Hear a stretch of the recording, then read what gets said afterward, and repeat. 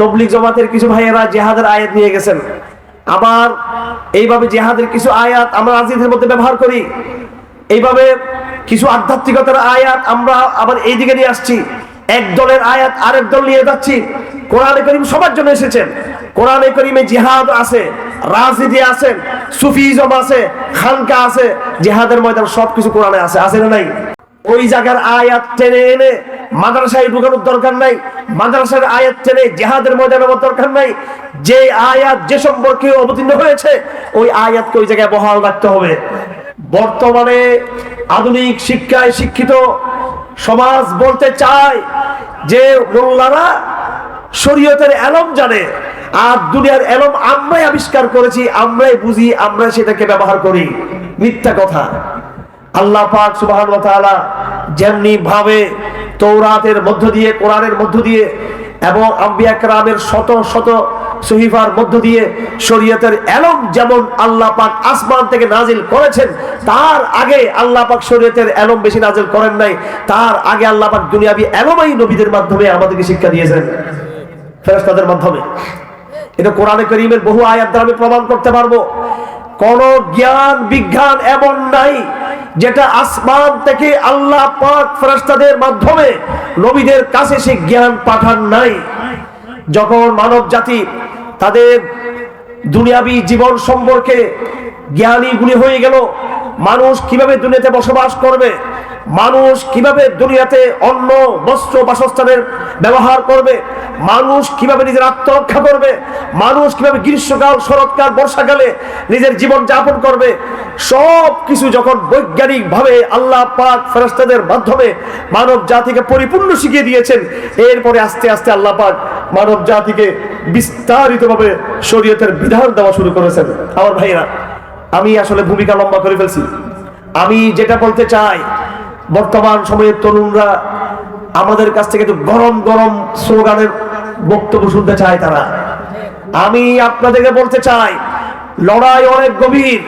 শুধু চাপাবাজি দিয়ে, স্লোগান দিয়ে আর গর্জন দিয়ে প্যান্ডেল কাঁপিয়ে এই দুনিয়াকে বিজয় করতে পারবো না। আমি আপনাদের সবাইকে আহ্বান করছি, ওই সাহাবাওয়ালা শ্রেণীতে পরিণত হওয়ার জন্য। এই জন্য আমি ইচ্ছাকৃতভাবে কোরআনে কারীমের একের ধারে কয়েকটা আয়াত পড়েছি। কিছু কিছু আয়াত উলামায়ে কেরাম রাগ না হলে আমি বলতে চাই, তবলিগ জামাতের কিছু ভাইয়েরা জিহাদের আয়াত নিয়ে গেছেন। আবার এইভাবে জিহাদের কিছু আয়াত আমরা রাজনীতির মধ্যে ব্যবহার করি। এইভাবে কিছু আধ্যাত্মিকতার আয়াত আমরা আবার এইদিকে নিয়ে আসছি। এক দলের আয়াত আরেক দল নিয়ে যাচ্ছি। কোরআনে কারীম সবার জন্য এসেছেন। কোরআনে কারীমে জিহাদ আছে, রাজনীতি আছে, সুফিজম আছে, খানকা আছে, জিহাদের ময়দান সবকিছু কোরআনে আছে, আছে না নাই? ওই জায়গার আয়াত টেনে এনে মাদ্রাসায় ঢুকানোর দরকার নাই। মাদ্রাসার আয়াত টেনে জিহাদের ময়দানে নেওয়ার দরকার নাই। যে আয়াত যে সম্পর্কে অবতীর্ণ হয়েছে ওই আয়াতকে ওই জায়গায় বহাল রাখতে হবে। আমাদের বর্তমানে খানকার উলামায়ে কেরাম বারবার একটা কথা বলতে চান, এটা হয়তো স্রোতের বিপরীত কথা হবে, তারপর আমি দায়িত্বহীন ভাষায় বলতে চাই, খানকা হলো সাহাবাওয়ালা খানকা, রক্ত আর সংগ্রামের খানকা, ঈমান ও তাওহীদের খানকা, যেখানে সাহাবায়ে কেরাম নিজের রক্তের নজরে পেশ করেছেন, ঈমানের বলে বলিয়ান হয়েছেন। তার চেয়ে কোনো তাজকিয়া হতে পারে না। আগে আপনার ঈমানকে কুফরের সামনে চ্যালেঞ্জের মুখে দাঁড় করাতে হবে, তখন হবে সেটা আপনার ঈমানের পরীক্ষা। তার চেয়ে কোনো বড় সুফিজম হতে পারে না। এজন্য আল্লাহ পাক বলেছেন, ইয়া আইয়ুহাল্লাযীনা আমানু তাকুল্লাহ ওয়া কুনু মা'আস সাদিকিন, হে ঈমানদাররা তোমরা আল্লাহকে ভয় করো এবং তোমরা সত্যবাদীদের দলে দলবদ্ধ হও, তাদের জামাতে জামাতবদ্ধ হও। আল্লাহ পাক সাদিকিন বলতে গিয়ে এখানে বুঝিয়েছেন সাহাবায়ে কেরামদেরকে। আমরা বলি আহলুস সুন্নাতি ওয়াল জামাত। আহলুস সুন্নাহ মানে হলো সুন্নাত রাসূলিল্লাহ। আমরা আল্লাহর রাসূলের সুন্নাহকে আমরা ফলো করি। শুধু এতটুকু যথেষ্ট নয়, শুধু সুন্নাহ ব্যক্তিগতভাবে মানলে হবে না, বরং এই সুন্নাহর যে ব্যাখ্যা রয়েছে সেটাও বুঝতে হবে। তার জন্য কি করতে হবে? আল জামাআহ হতে হবে।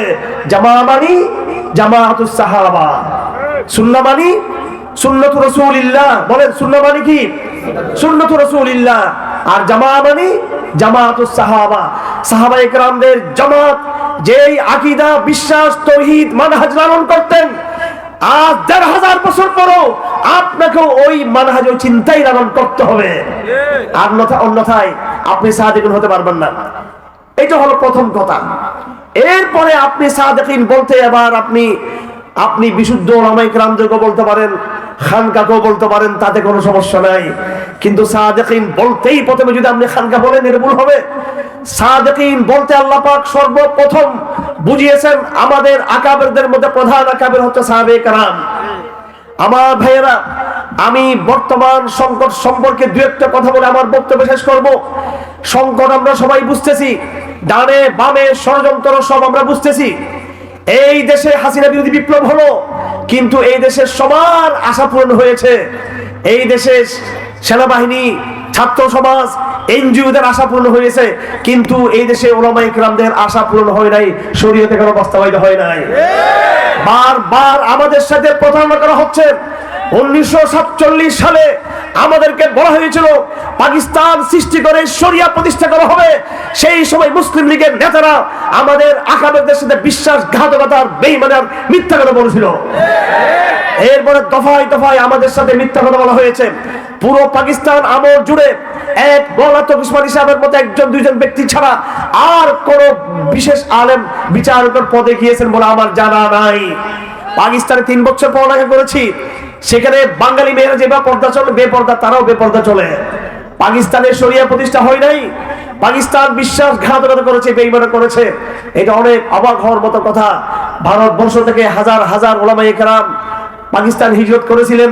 তারা মনে করেছিলেন মক্কা থেকে মদিনায় হিজরত করলে যেমন হবে, হিন্দুস্তান থেকে পাকিস্তান গিয়ে আমরা শরীয়তের পরিবেশে আমরা বসবাস করতে পারবো। আফসোসের বিষয়, আমি সচক্ষে দেখে আসলাম শরীয়তের নাম গন্ধ সেখানে নাই। তবে মন্দের ভালো, ওখানকার সিলেবাস, স্কুল কলেজ বিশ্ববিদ্যালয়ের সিলেবাস অবশ্যই বাংলাদেশের সিলেবাসের চেয়ে কিছুটা ভালো। ওখানকার আইন আদালত কিছুটা ইসলামিক, সামান্য সেখানে কিছুটা ইমানের গন্ধ সেখানে রয়েছে। ওখানকার মেয়েরা বাঙালি মেয়েদের থেকে তুলনামূলক কিছুটা হয়তো সেখানে তাদের ওড়নাগুলো একটু বড়, এতটুকু। আর না হয় যত রকমের ইসলাম থেকে বিচ্যুতি যে আমল হোক না কেন, যে সরকার আসুক, বরাবরে পাকিস্তানে শরীয়তের সাথে বেঈমানি করা হয়েছে। এবার যখন হাসিনা চলে গেল, এই হাসিনাকে বিদায়ের পিছনে ব্রাহ্মণবাড়িয়ার রক্ত জড়িত। ব্রাহ্মণবাড়িয়া বারবার জেগে উঠেছে। আমি আপনাদেরকে আগেও আহ্বান জানিয়েছি, এখনো আমি আহ্বান জানিয়ে রাখবো যে ইনশাআল্লাহ বাংলাদেশে অবশ্যই কোনো না কোনো এক সময় শরীয়তের চূড়ান্ত বিপ্লব শুরু হবে। সেই বিপ্লব আমি আশা করব ব্রাহ্মণবাড়িয়া থেকে শুরু হবে ইনশাআল্লাহ। এই দায়িত্ব আপনাদের, কারণ আপনারা বারবার পরীক্ষাতে উত্তীর্ণ হয়েছেন। আমার আগে যিনি হযরত আলোচনা করেছেন, আমি সাধারণত মানুষের কোরআন সুন্নাহর সাথে আলোচনা, মানুষের কথার কম মিল পাই, আমি আলোচনা কম শুনতে অভ্যস্ত। কিন্তু কিছু লোকের কথা না আসলে আমি পারি না। এই ভদ্র আলেম যিনি মুরব্বী আলোচনা করেছেন, উনি কিন্তু কোরআনের আলোকেই তিনি পরীক্ষার কথা তিনি বলেছেন। কথা ঠিক না বেঠিক? সুতরাং আপনারা পরীক্ষা দিয়েছেন, আপনারা যেহেতু পরীক্ষা দিয়েছেন, আপনাদের অনেকের জন্ম হয় নাই সেই সময়। আমি বিদেশে ছিলাম পড়ালেখার জন্য, তখন এনজিওদের বিরুদ্ধে ব্রাহ্মণবাড়িয়াতে বাংলাদেশের সবচেয়ে বড় ঐতিহাসিক বিপ্লব হয়েছিল। আপনাদের নতুন প্রজন্মের তরুণদের কেউ ওইটা বলতে পারবেন না। সেই সময়ে ব্রাহ্মণবাড়িয়া যারা বিরুদ্ধে রয়েছেন বর্তমানে, তারা বলতে পারবেন ব্রাহ্মণবাড়িয়াতে এনজিওদের বিরুদ্ধে এমন এক বিপ্লব হয়েছিল, সেই বিপ্লবের ধারাবাহিকতায় বাংলাদেশে এনজিওদের কোমর ভেঙে গিয়েছিল। তারা আর সাহস করে এইভাবে ইসলামের বিরুদ্ধে ব্রাহ্মণবাড়িয়া আন্দোলন পরে সমগ্র বাংলাদেশে, আগে ব্রাহ্মণবাড়িয়া বিপ্লবের আগে তাদের যে একটা জৌলুস ভাব ছিল, আগ্রাসী ভাব ছিল, সেটা কিন্তু থেমে গিয়েছিল। আমার ভাইয়েরা, আমি আশা করি ফতোয়ার আন্দোলন আপনারা রক্ত দিয়েছেন। এরপরে এটা 2 নম্বর ঘটনা। এর আগে পরে অনেক ঘটনা আছে, কিন্তু মৌলিক এই 2-1টা ঘটনা। তারপরে 2021 সালে ব্রাহ্মণবাড়িয়া যে রক্ত দিয়েছে, সেই রক্তের সংগ্রামের রাজনীতি, ছাত্র আন্দোলনের রাজনীতি অনেক গুরুত্বপূর্ণ। কারণ ব্রাহ্মণবাড়িয়ার এই রক্তের সংগ্রাম গাছের ঢালা পাকার সাথে হয় নাই, ঢালাপালার সাথে হয় নাই। আপনারা এই দেশে সাম্রাজ্যবাদের, আধিপত্যবাদের গোড়া ধরে টান দিয়েছেন, মোদির বিরুদ্ধে আন্দোলন করেছেন আপনারা। যারা হাসিনার বিরুদ্ধে আন্দোলন করেছি আমরা বিগত দিনে, ছাত্র সমাজ, তারা তো গাছের ঢালাপালা নিয়ে তারা নড়াচড়া করতেছেন। আর 2021 সালে ব্রাহ্মণবাড়িয়ার জনগণ এই আধিপত্যবাদের বৃক্ষের শিকড় তারা টান মেরেছে। তারা প্রথম ধাপে আপনারা শিকড় উপরে ফেলতে পারেন নাই, দ্বিতীয় ধাপে ইনশাআল্লাহ এই শিকড় উপরে ফেলতে হবে ইনশাআল্লাহ। আমি আপনাদেরকে টার্গেট দিয়ে যাচ্ছি, বাংলাদেশ ইসকন আমাদের কোন টার্গেট না, বাংলাদেশের হিন্দু মহাজোট এটাও আমাদের কোন টার্গেট না, বাংলাদেশে হিন্দু বৌদ্ধ খ্রিস্টান ঐক্য পরিষদ এই সমস্ত সংগঠনকে আমরা টার্গেট করতে চাই না। আমরা তাদের গোড়াতে পৌঁছতে চাই। আমরা জানি দিল্লির মদদে তারা বাংলাদেশে একটা যুদ্ধ লাগাতে চায়। যারা দিল্লির মদদে বাংলাদেশে যুদ্ধ চাপিয়ে দিতে চায়, আমরা সব গোলামদের সাথে আমাদের কোনো বোঝাপড়া নাই। আমি আপনাদের দায়িত্বহীন ভাষায় প্রত্যেকটা মাহফিলে বলা শুরু করেছি, আমাদের ভাই আফগানিস্তানে যারা আমেরিকার দালাল আর গোলাম ছিল তাদের সাথে কোনো ডায়লগ করে নাই, এই ইসকনের সাথে কোনো ডায়লগ নাই, হিন্দু বৌদ্ধ খ্রিস্টান ঐক্য পরিষদের সাথে কোনো ডায়লগ নাই। আমি ব্যক্তিগতভাবে আমার সাথে তারা যোগাযোগ করেছে, আমি তাদেরকে বলে দিয়েছি তোমাদের সাথে আর কোন ডায়লগ, অন্তত ডায়লগ আমি আর যাব না। ডায়লগ হবে আমার দিল্লির সাথে, দিল্লিকে আবার আলোচনার টেবিলে আসতে হবে। আর নয় দিল্লি যুদ্ধ করতে চাইলে তাকে পাল্টা যুদ্ধে জড়িত থাকতে হবে। আমার কথাগুলো হুমকি নয়।